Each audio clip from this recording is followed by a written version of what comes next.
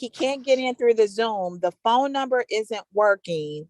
Is there a way like we can call him via Zoom to see if he can accept? Because he's saying that he's using the phone number in Laura's packet, but it's not working. And I don't know what to, I don't know what to tell him what to do. Can we like invite him?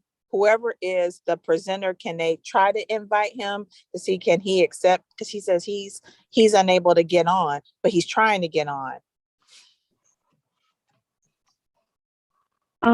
So I wouldn't be able to send an invite to his phone, but when he dials into the 646 number and then puts in the meeting ID and then just presses pound twice, it should get him in. Okay, let me, I'm gonna send him a quick text right now. Okay. Let me see, can I call? Well, gosh, okay, let me see, can I call? I don't know, can I call him and be on Zoom? I'll try it real quick.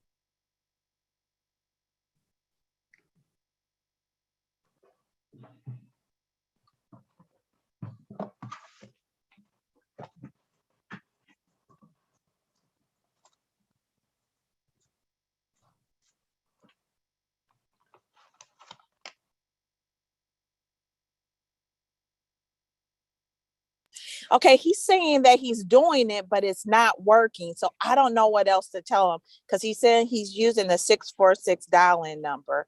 And I don't think there's a different dial-in number to be used. Let me give him a call and see if I can do something. Oh, I couldn't hardly hear you. Hold on 1 second. Let me turn up. I'm still on. Okay, so he's saying that it's not working. I don't know what else to tell him again. Should I try to text him the number from the meeting agenda? Let me try something. Give me 2 minutes. Okay, sure.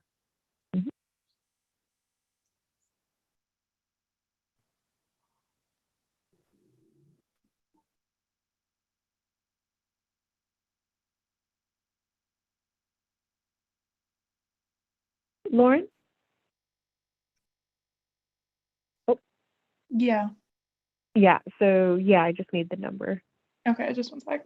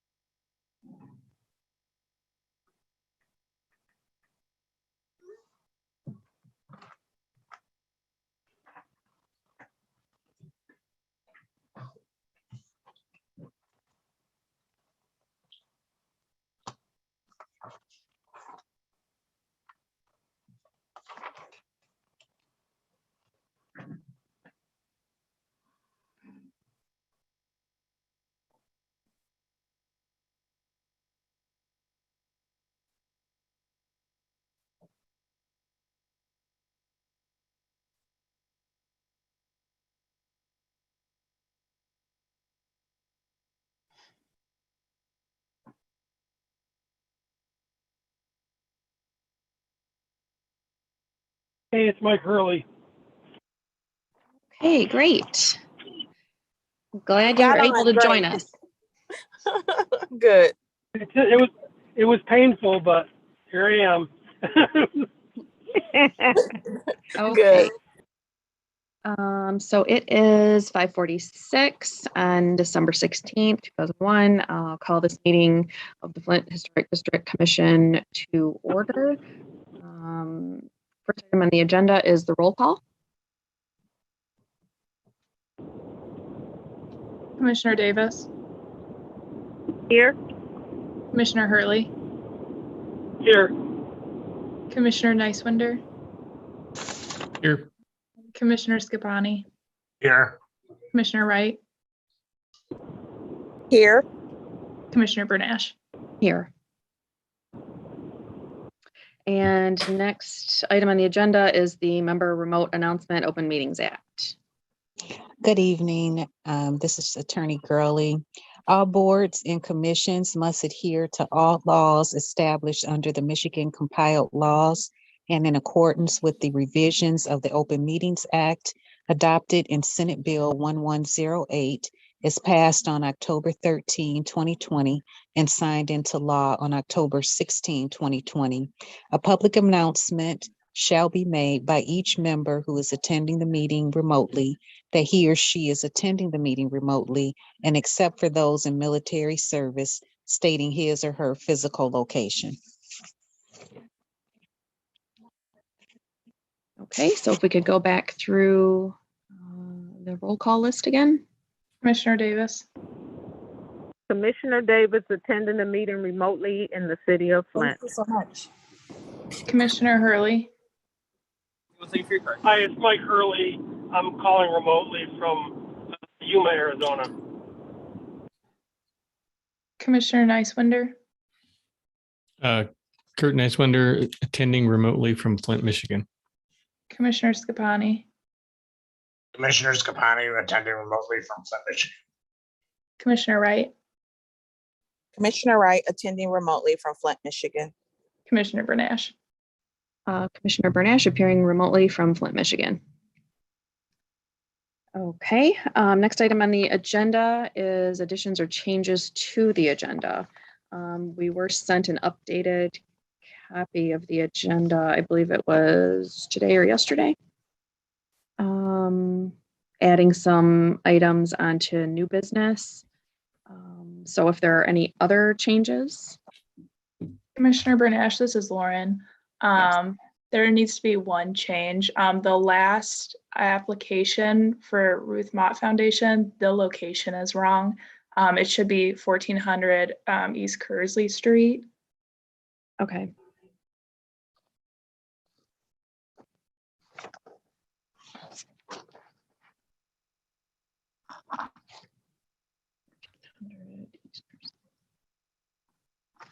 Okay. Any other corrections or changes? No. Okay, hearing none. Next item on the agenda is the adoption of the agenda. Is there a motion to adopt the agenda? Make a motion to adopt the agenda. This is Support. Commissioner Scapani.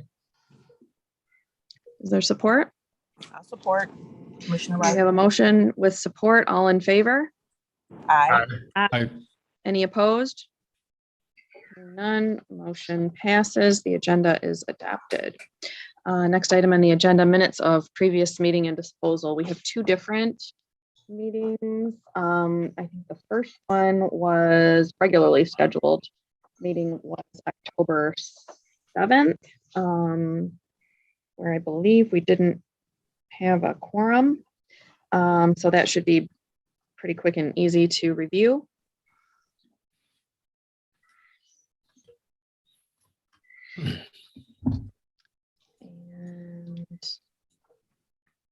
And is there a motion? Motion to approve the October 7th minutes. Okay, is there support? I support Commissioner Any Scapani. discussion? Hearing none, all in favor? Aye. I And any opposed? And hearing none, the motion passes. The minutes from October 7th are adopted. Moving on to the next minutes from October 21st. Take a minute to review those, the special meeting that was added on.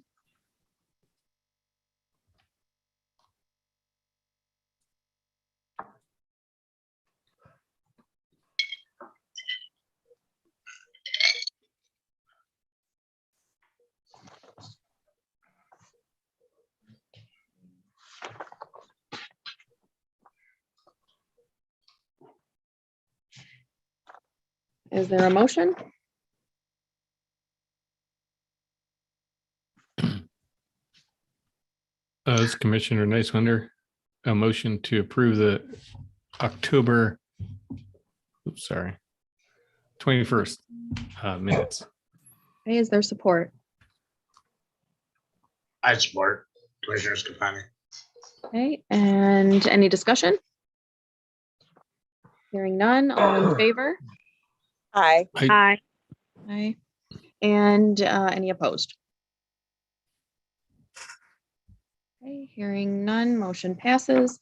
The agenda, or I'm sorry, the minutes from October 21st are adopted as well.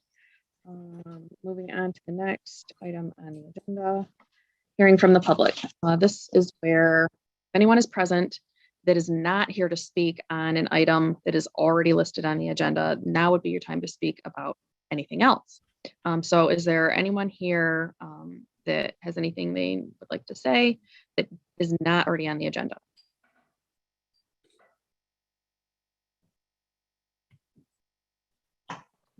And hearing nothing, we will move on to certificates of appropriateness and notices to proceed. First applicant up is Signs by Craney, property owner Carriage Town. Address is 705 Garland Street. Is there anyone here to present on that project? I am Gary Gebhardt. Okay. And I don't recall if you've been here with us since we've been on Zoom or just at any of our meetings. Normally we just have you kind of give a little spiel about, what the project is. And then once you're done, we kind of shoot questions at you if we have any. Sure, no problem. What we're looking to do here is install a 7-foot tall by 5-foot wide cross that has illumination via LED lighting that just splashes on the building and creating a halo effect around the cross itself. This is a religious building that does a lot of great things for the community, for those in need. And they would like to just put a little symbol out there about religion, that it's a religious building. So that's what we're asking for. Okay. Do you have any photos or images? It was submitted with the project. I can take and twist my laptop towards my other screen here. That'd be okay? That would be great. I don't have any drawings or pictures. I don't know if anybody else got any, but I'm surprised. No, I didn't get any. Can you see that? Okay. yes. That's the side of the building where that cross would be on, and it's in scale to the building. So it's nothing, I don't know, it's just very simple and quiet. And So what something nice. what facade will it be on? Which street will it face? That's a good question. I believe it's on the west side of the building. One of my salesmen has been working on this project with Dallas. Gatlin, you may know Dallas. I went to high school, elementary school in Dallas. I'm that old now, but as I recall, it was on the west side of the building. Okay. And It's then not did you facing say the road, it's just facing west. okay. And did you say it would be illuminated? Yeah, it's as light, not the whole thing's illuminated. It's what we call halo lighting. So about 3 inches around the perimeter of the sign will have white light. Kind of like what's shown there at the bottom of the drawing. Can you see at the bottom where it shows like a night rendering? Okay. So it's not going to be bright. It's not going to be flashing, anything like that. It's just very subtle around the perimeter of the cross. Okay. And what is the materials are aluminum and The cross plastic? is manufactured out of aluminum sheet and tubing. It'll be approximately 5 inches thick. It'll stand off the wall about 1.5 inches. 100 years ago, when neon was first introduced, it would have had neon behind it. But today, mostly it's LED lighting, which looks virtually the same. It's just more energy efficient and more friendly to the environment. But when you get rid of neon tubes, there's things to get rid of where this does not have any mercury or anything like that inside of it. Sure. And it'll be white like how it is shown in the picture? Yes, it'll be white. Okay. Is there a motion? You said it's facing west. On which building?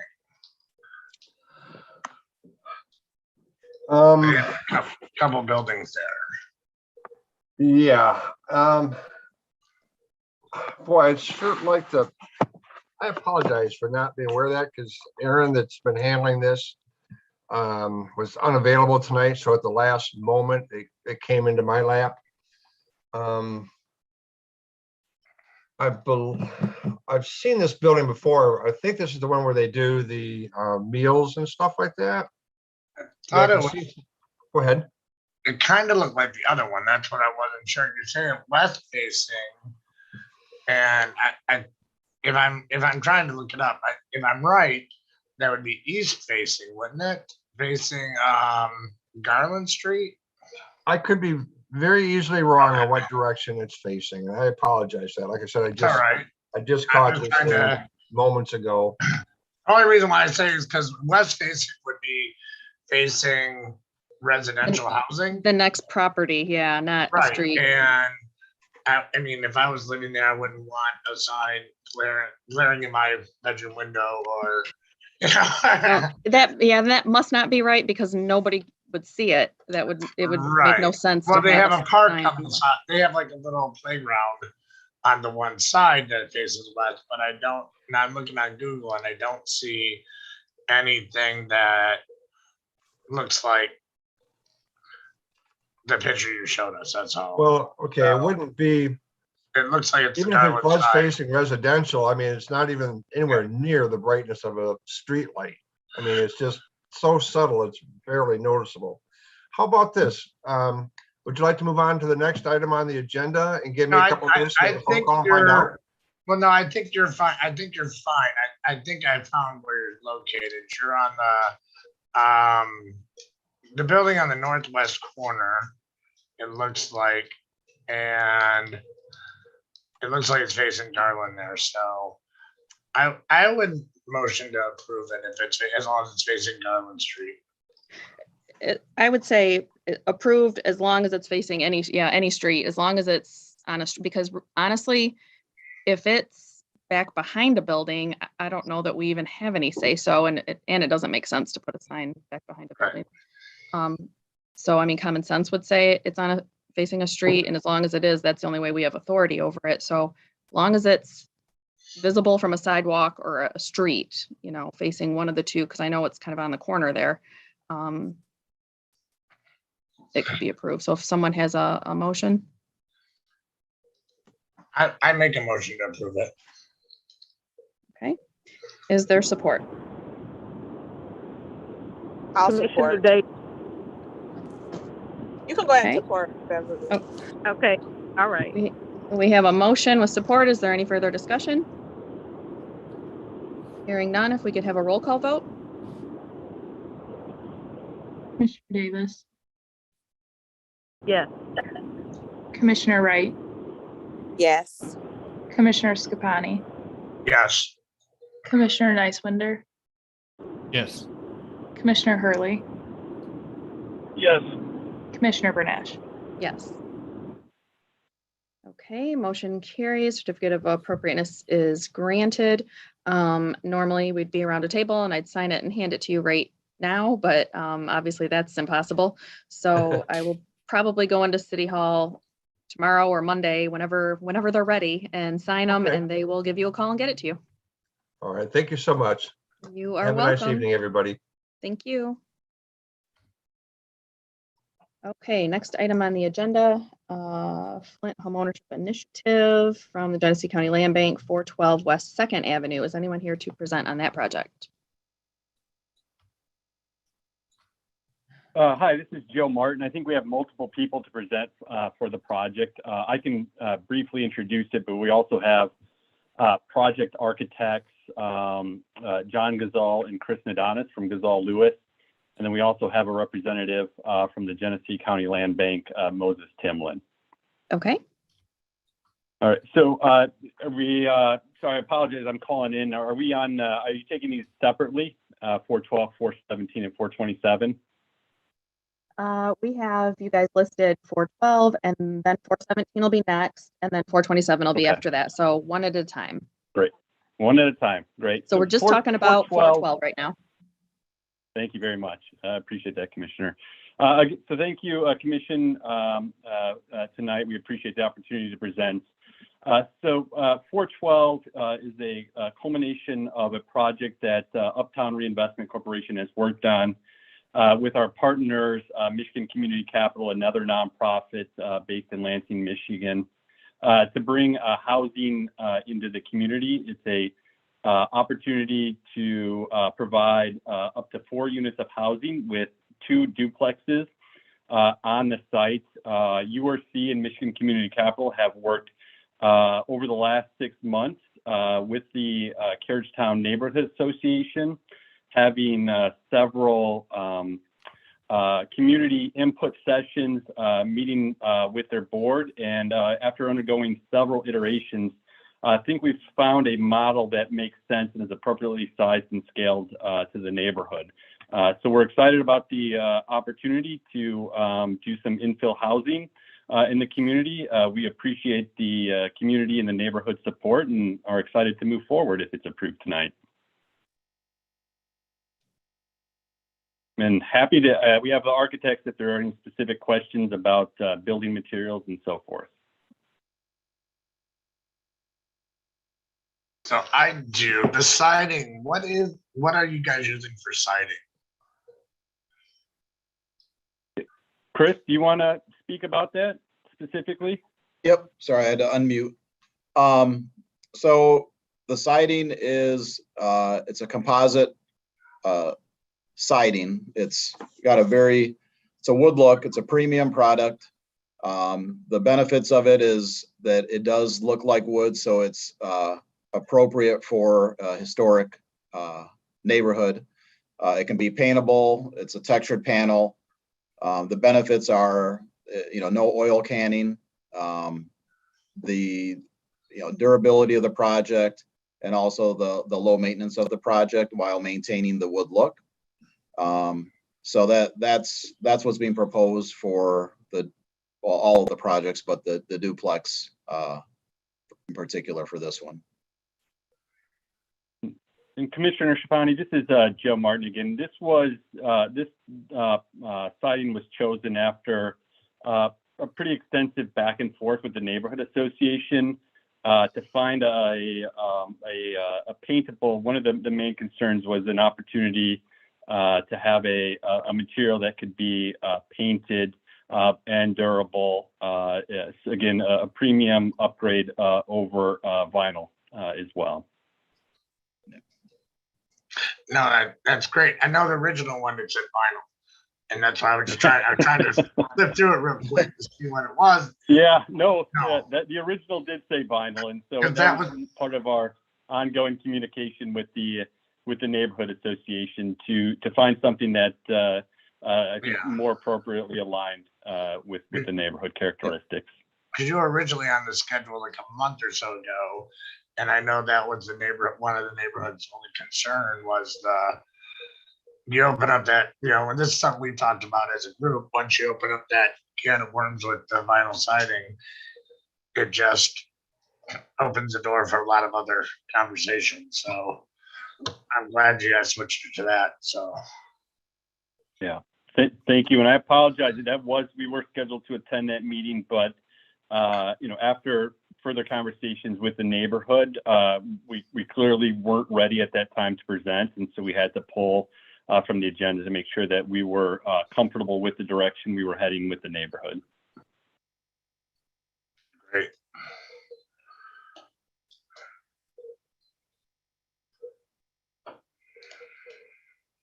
So it looks like from the drawings, the setback and scale and size of the proposed buildings are in comport with what's already there in the neighborhood. Is that correct? That is correct. All of the houses are within the setbacks. We were trying to keep the front of the houses all similar so that you didn't have that, step back and forth, moving the houses back. So the front porch lines up with the adjacent houses.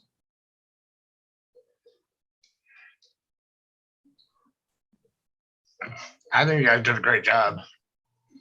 Thank you. How do you access, is the driveway for both of the units, is it on the side of one, like in this sort of simulated picture? There is To a get- site plan that was part of the package that indicates where the drive is. It's a shared drive. Okay.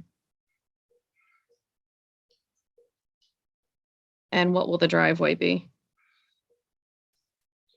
Like made of? Asphalt.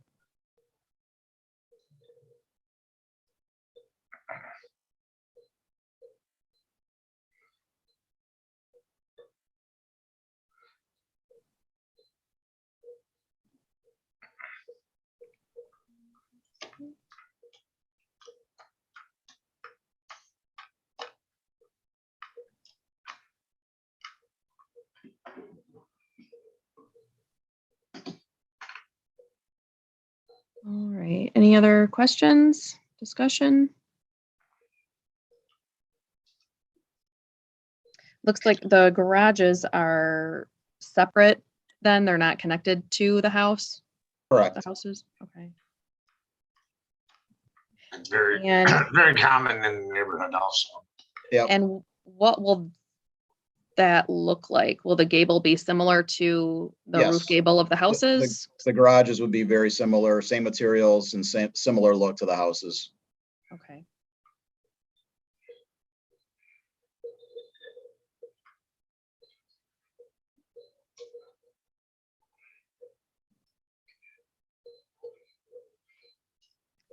Okay, is there a motion?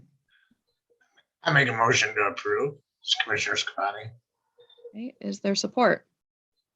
Support from Commissioner Nicewinder. Okay, any further discussion?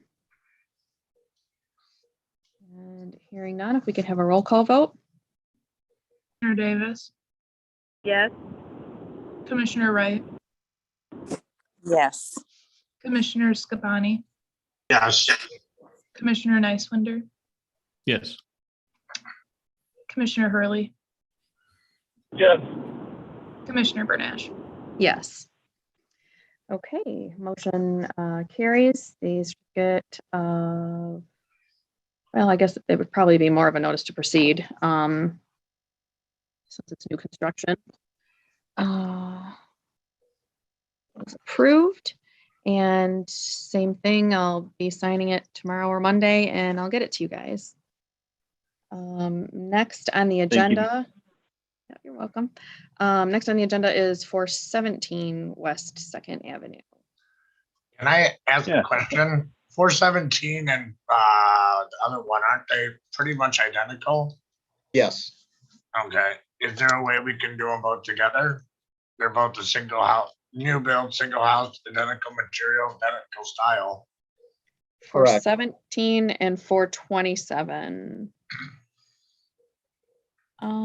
They both, well, they do have some differing set. I think the only difference is the setback variances where there's some deviation on the setback. I don't know if that matters so much. Yeah, They so both have them. when we initially submitted on 427, the garage was over the side setback. The zoning ordinance does allow for it as long as that is 60 feet off the front setback, which it is. But looking at the site, we are able to, we can adjust it so that it fits within the setback. Even though it's allowed, we could slide everything over. Yeah, make that I see work. that. Yeah, I can And see that. I'm trying to see where are these two in relation to each other? Are they, There's actually a lot in between them. okay, They are on the south side of Second Avenue, directly across the duplex. okay. Just So there'll east of be Grand an empty Traverse. lot or a house in between them? I believe there's an There's a existing. house. There's a house.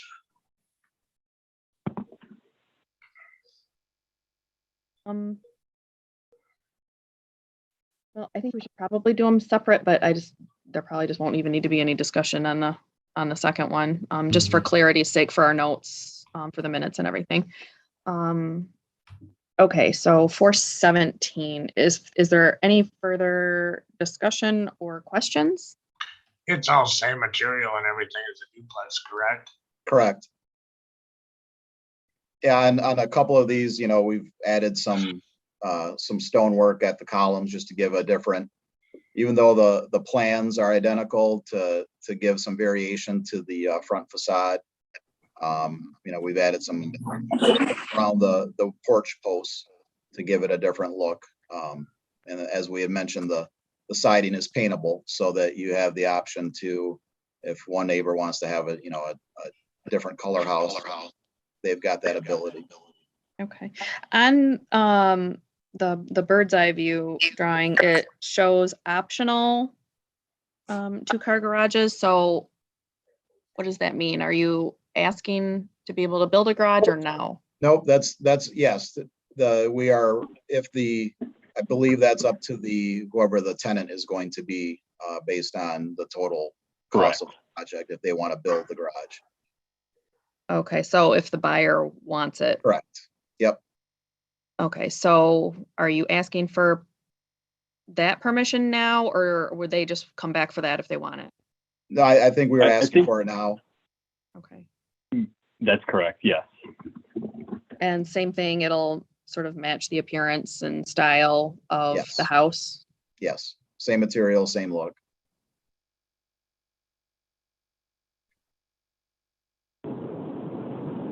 Hey folks, it's Mike Hurley.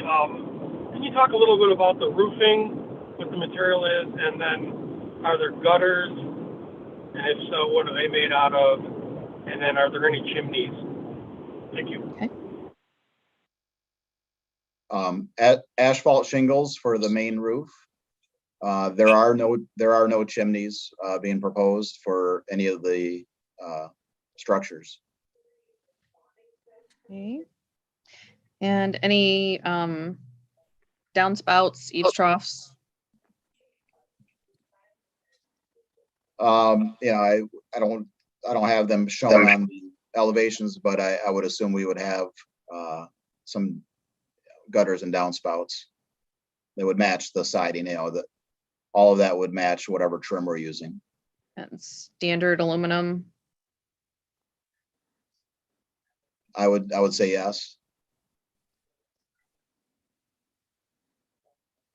Okay. And what are the doors made out of? What material? You're talking about the front door? Yeah. Yep. We talked about a couple different options, but I guess the main gist of the front doors was providing them a door that they could, again, that was paintable, that they could customize to, each household could have their own look on the front door. Joe, I don't know if you remember if that was going to be a solid core wood door, or if that was going to be composite wood. I'd have to look that up. I'm trying to figure out. I do not believe it was going to be solid core wood. I think that our determination was to find something with the neighborhood that was paintable and could be easily and long-term maintained. So I do not believe that this was spec'd out by the contractor with a solid wood core in it. This is Eric Kehoe with MCC. We're also developers with URC, and it would be a fiberglass door, which is pretty common for new construction currently. And then this house, the 417. So the door would look like how that one does, kind of like more of a mission style with the smaller 6 lights up on top and then mostly a solid door. The style's different from the 412. Yeah, I guess that we were trying to give them some variation. So like I said, with the same footprint, to be able to do a few things with like the porch post and the front door, just to give a different appearance so it didn't look cookie cutter. Sure. Okay. Is there a motion for 417? This is Mike Hurley. I would move that we accept the application as submitted. And is there support? Commissioner Scapani, I support. Okay, we have a motion with support. Is there any further discussion? Hearing none, all in favor, if we could have a roll call vote. Commissioner Davis, Yes. Commissioner Wright, Yes. Commissioner Scapani, Yes. Commissioner Nicewinder, Yes. Commissioner Hurley, Yes. Commissioner Bernash. Yes. Okay, application or notice to proceed is approved. And moving on to the next one, 427 West 2nd Avenue, which is an almost identical house to 417 that we just approved. Is there any discussion? Commissioner Bernash, this is Joe. I just wanted, if I have an opportunity, just to speak briefly, and I wanted just to introduce formally Eric Kehoe, who did from Michigan Community Capital. Without Michigan Community Capital, another nonprofit out of Lansing, this project would not be viable, both in terms of the time and resources that they're committing to this project. So I think that URC is very thankful for their participation coming in from outside of the Flint area and putting their time and effort into it. And so just wanted to acknowledge formally their presence in this. It is a 50-50 partnership between URC and Michigan Community Capital. Thank you. Certainly, yeah, we're very excited about it too. Not to speak for any of the other commissioners, but I know, that's our biggest concern with approving demolitions in historic districts, that there's these vacant lots that are just sort of funny looking, the gap tooth smile that is, the reality is infill construction doesn't happen overnight. It takes decades and decades. So this is really exciting to have new build, single family housing going in Flint. So yeah, we're very excited about it too. So 427 West 2nd, is there a motion? I would make a motion to approve it. Okay, is there support? Support Commissioner Nicewinder. We have a motion with support. Any further discussion? A quick question or comment. It looks like the designs that they have now, to me, they remind me very much of the single family homes that are in between King Avenue and I think it's Lion near Garland. To me, they resemble very much similar the way the elevation looks. I don't know if that was taken into consideration for a factor as you put together the design elements to put them where they're located, where they're going to be located or built. I live in Georgetown, and I can tell it looks similar, but it does look different. It doesn't look like a like a historic replica. Right. They look like they fit or belong, but they're clearly new builds. You can tell Correct. they're new, but Yeah. they look like That- they belong there. Yeah, that was the design intent, was trying to provide houses that were contextual to the neighborhood, but give them a slightly updated look and feel. Not trying to trick anybody that, a false sense of Exactly. history or anything. Yep. Okay. Any further discussion? Hearing none, we have a motion with support. If we could have a roll call vote. Commissioner Davis, Yes. Commissioner Wright, Yes. Commissioner Scabani, Yes. Commissioner Nicewinder, Yes.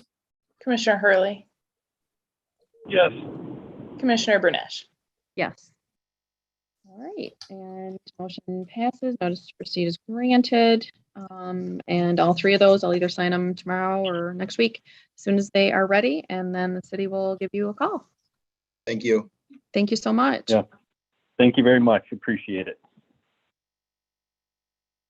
And next application on our agenda is applicant Chris Nadanis, property owner Ruth Mott Foundation, location 1400 East Kearsley Street. Is anyone here to present on this project? Yes. Yes. Raquel Team and Chris Nadanis are here. Okay. The man of the hour. He's here for all the projects this evening. So good evening, commissioners. Thank you for your time and your attention this evening. I'm Raquel Team. I'm the president of the Ruth Mott Foundation. And just a quick context, we're a private foundation committed to Flint and promoting the health and vitality of our home community here in Flint. Our mission's to advocate, stimulate, and support community vitality. And under our current North Flint strategic focus, the foundation has committed to support community voiced and driven priorities and plans. And we've integrated our North Flint resident priorities into our funding and programming. As we pursue this mission and strategy, the foundation uses a number of resources, including our historic Applewood estate. That's the historic estate of Charles Stewart and Ruth Rawlings Mott. And Applewood, equally importantly, is rooted in the Mott legacy of philanthropy and embodies the family's commitment to Flint. It's open to the public free of charge and is a welcoming place of beauty and contemplation.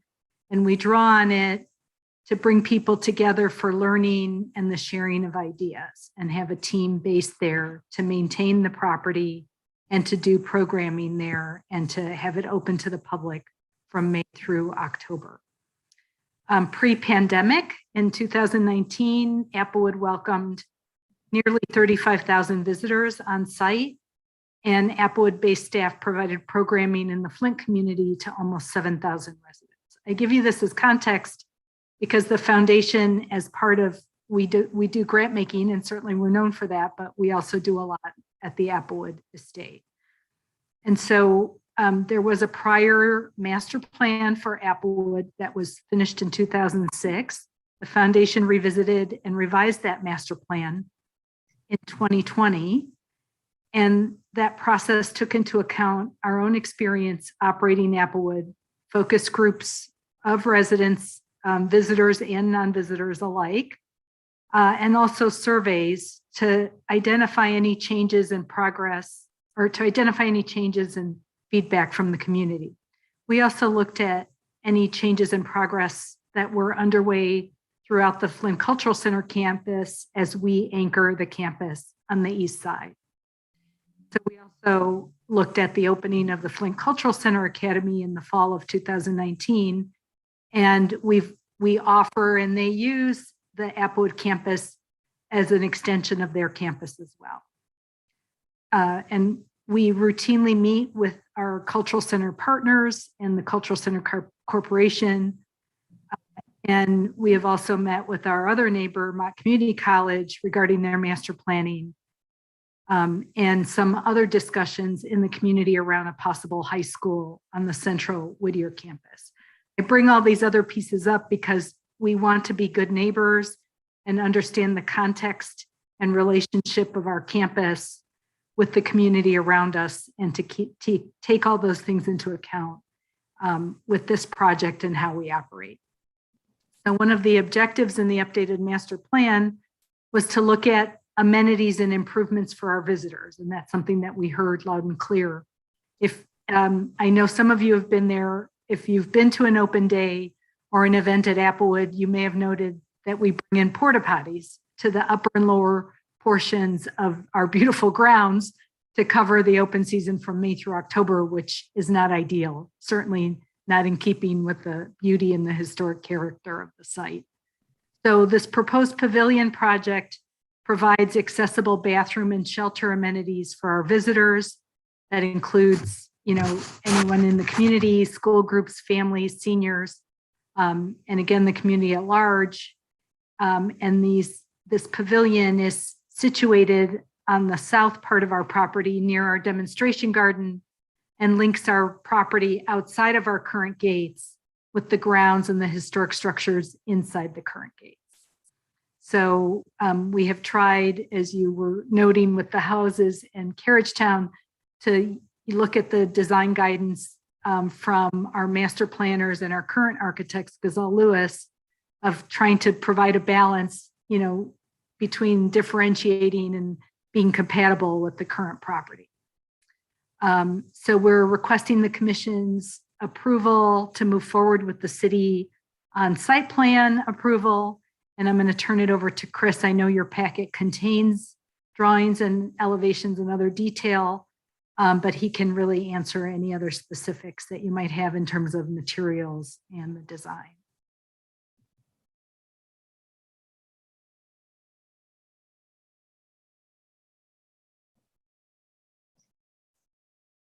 Yeah, the pavilion, we looked at several, iterations of design for it, and ultimately the intent was to provide something that was use materials that were found within the site, but do it in a way that was a little unique to that lower garden. But I guess the main objective was to make that pavilion accessible and usable for all the visitors that are using that the south lawn there, the lower garden, providing, like Raquel had mentioned, bathrooms and some hand washing stations, gathering space, some shade, the ability to use that space as a multi-purpose indoor outdoor pavilion and space for events and visitors that are coming through the gardens. So that was the goal. I believe we've done a good job of achieving what was asked of us. So we're looking for approval from the HDC.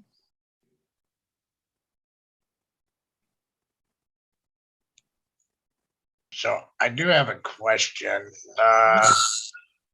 The drawing, it kind of looks like the school that's over there. Is that what it's going to look like? Similar to that, or? Which school? Oh, what is that? Cultural Center Academy. Correct.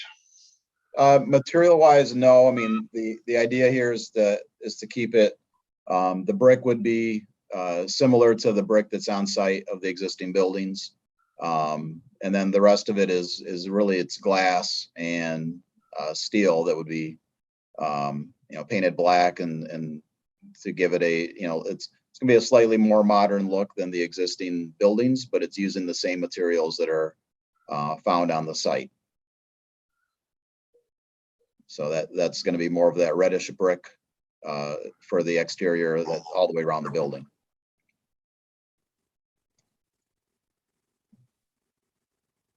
And the idea with the glass is that we'd have those the operable panels, so we could open up that space to really create an indoor outdoor usable space that's encompassed by the pavilion roof.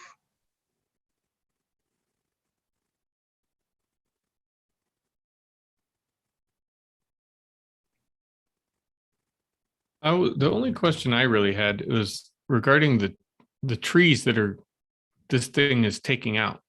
So based on the survey, it looks like there's a whole line, and you can see from Google Maps, there's a whole line of nice trees. Yep. along the south edge of the garden. So those trees actually were scheduled to be removed regardless of whether or not the pavilion happens. They are overgrown and they are also providing too much shade for the lower garden. So they're actually interfering with the rest of the gardens. And so those trees are going to be removed anyway, and there are going to be new trees planted that are going to be more appropriate to the site.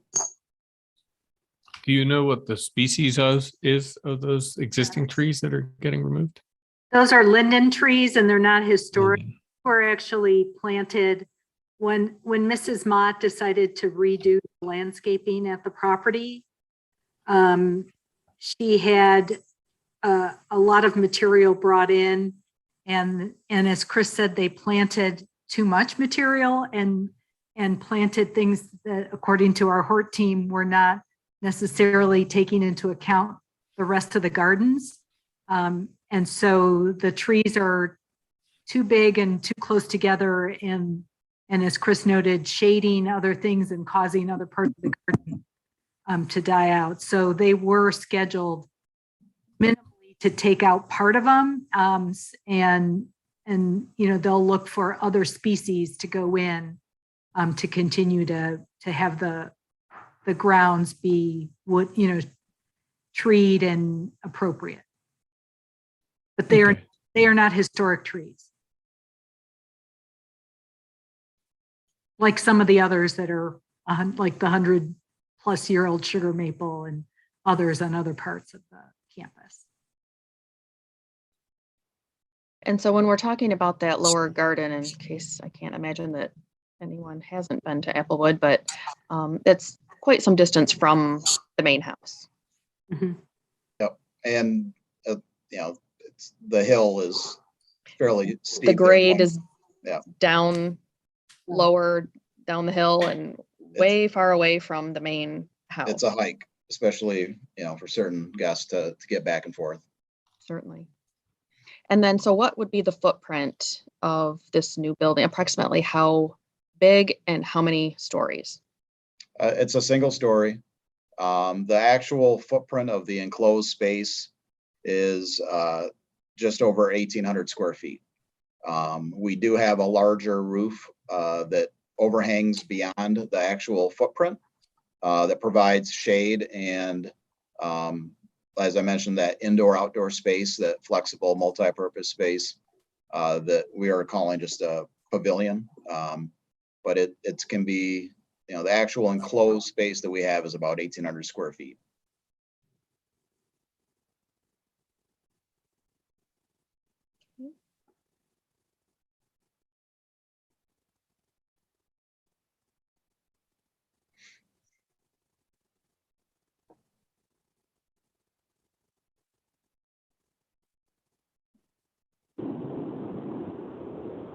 And isn't there a small building out there now by the gardens?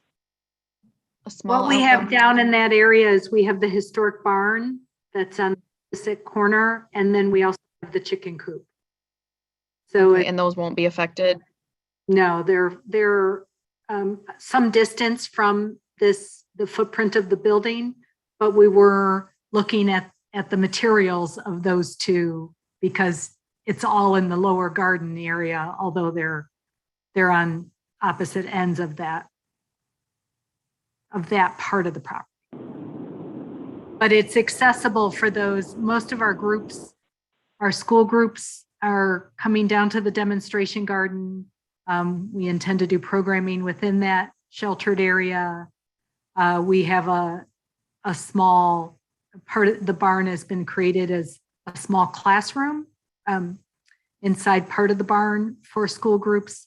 And again, while they'd have to walk across the grass, it would provide them hand washing and other, bathroom and other amenities. Hi, this is Mike Hurley. You had mentioned early on that, and maybe I misunderstood, does this actually offer some further connection or maybe like another entrance from the cultural center, or did I misunderstand that?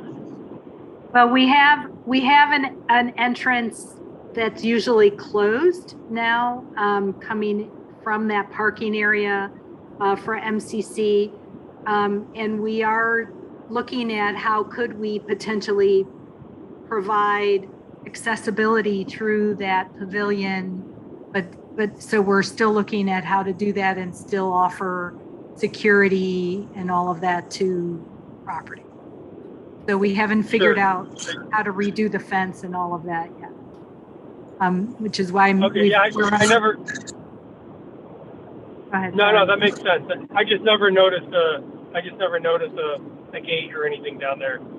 That makes sense. So Yeah, we do open Matt? it. We open it for when we've done big events, or we've done things like Movies Under the Stars with Communities First or other groups down, or when we have our Fall Harvest Fest.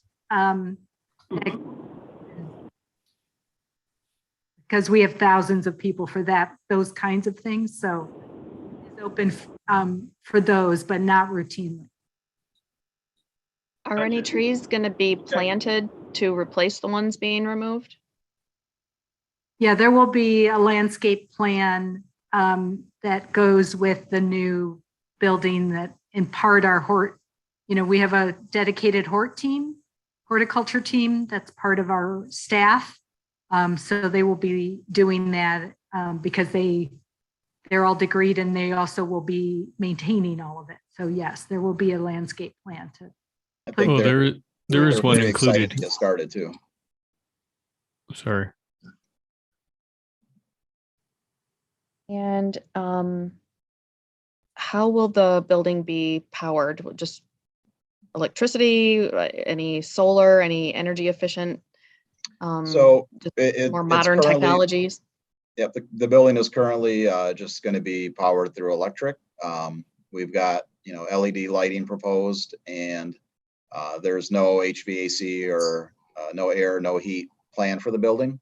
It's just going to be used during the summertime. So it's other than the plumbing for the bathrooms and the sinks, there will be just minimal electricity for operations. So it should be a fairly low, the footprint of the building as far as what's being used is not going to be very extensive.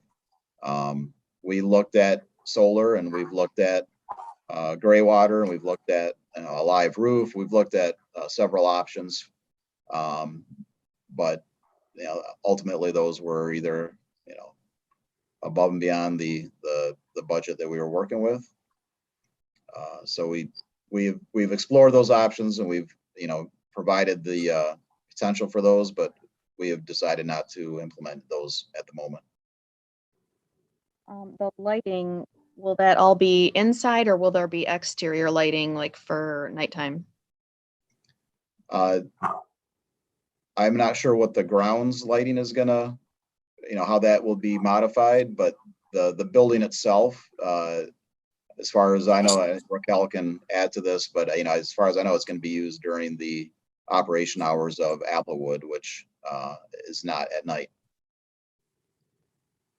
Right. Our open days are May through October, and we're open generally until 5. And if we do have evening events, like we've done the Movies Under the Stars, they're intended to happen after dark. So we just have what we would need for security. Okay, so I guess what I'm getting at, like, I understand there will be lights inside to light up the bathroom so you can see what you're doing. But I just didn't know if there would be any light fixtures on the outside of the building that perhaps would be inappropriately bright. None planned. I mean, not, as far as what's on the building, no. Okay.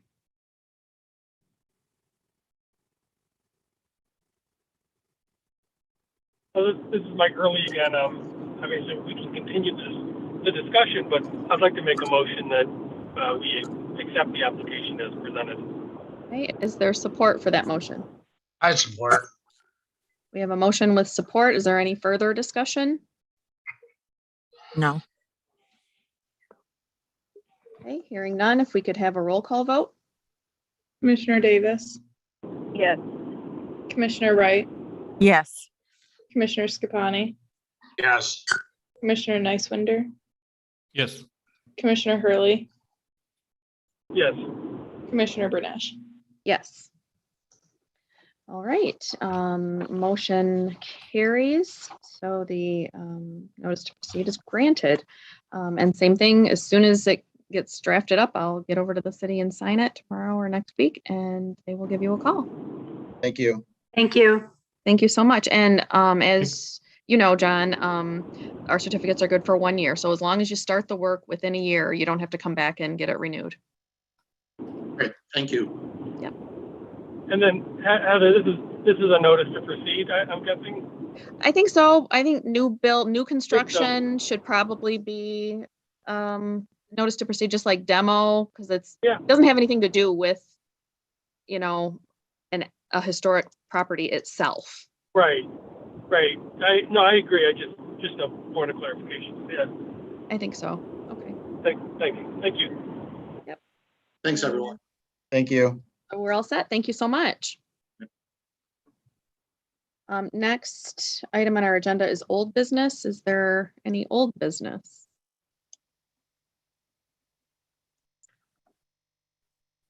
And, well, we do have, let's see, the bricks. I don't know if anybody has any updates on Saginaw Street bricks. I know they're moving forward with the project. They have their funding, most of it anyways, and they want to get started. What I'm told is, I've been to a few meetings. They want to start in May, I believe, and they're only going to do one block at a time, so that all of Saginaw Street is not torn up all at the same time and it just sits there torn up for all summer. They plan to have no construction going on for the month of August because of the Back to the bricks. So whatever block, they're just going to hurry and try to get as much done as they can. And wherever they are, whichever block they're on in July, they're just going to finish it up, close it up, and then stop for the month of August. And then if they didn't finish and need to start back up, they would start back up in September to finish and get down to the bridge. They're starting at Court Street and going to the bridge. And that's what I've heard. I don't think those details were necessarily discussed when we approved the project. But my understanding is that they plan to start it in May. So any other old business? Okay, hearing none, we will move on to new business, Advanced Commissioner Training Manual.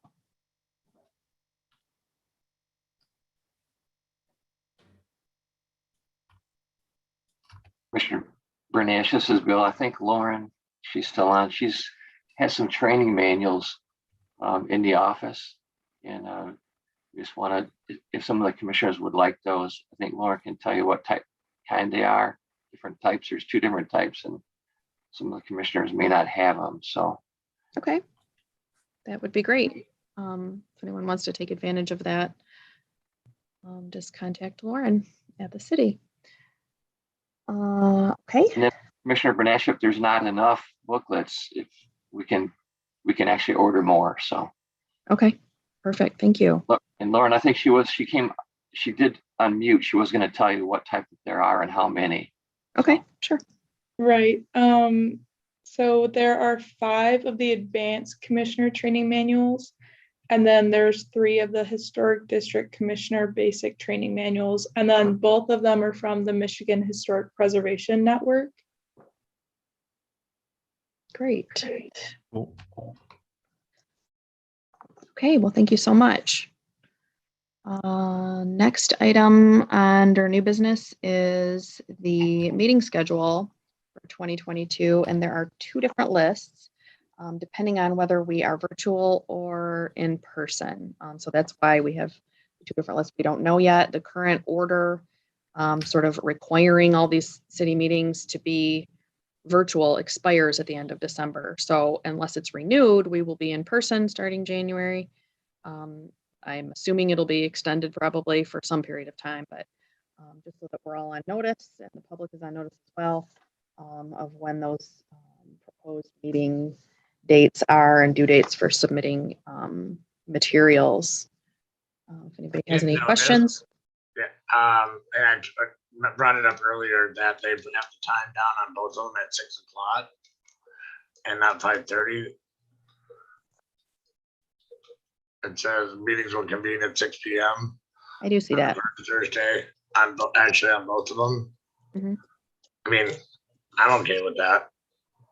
I'm fine with it. I mean, I know we always have met at 5:30. I don't recall if we met at 6 previously. Why there's a change now? Sorry, this is Casey. So when I was typing this up, I accidentally was doing the same thing as ZBA. So they started at 6. It was a typo. Okay. It's whatever the commissioners want to make the time. Okay. This is Attorney Gurley, if I may, Commissioner. Sure. According to your bylaws, under Article 2, Section 1, your meetings are to start at 5:30 Wow, for I your didn't realize regular meetings. our bylaws were that detailed, telling us what minute our meetings needed to start. Okay. Yes. So 5:30 it is. I guess we would just, make a change to both of those documents. And that is just for your regular meeting. So I would suspect, though, if you have a special meeting, you may be able to alter that time. Whenever. Okay. Okay. So we have those, and I'm anticipating that as soon as the city finds out what's happening in January, they will let us know whether we need to be there in person or if the Zoom will continue. So once they know, we will know. And is there any other discussion of new business?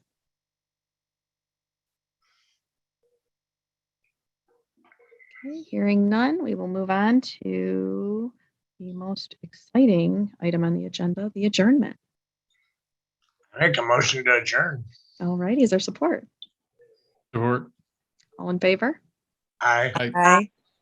Any opposed? Hearing none, we are adjourned. Have a Happy good holiday, everybody. holidays, Thank everyone. you all so Happy much. Happy holidays. holidays. Thank you. Bye-bye. Bye. All right.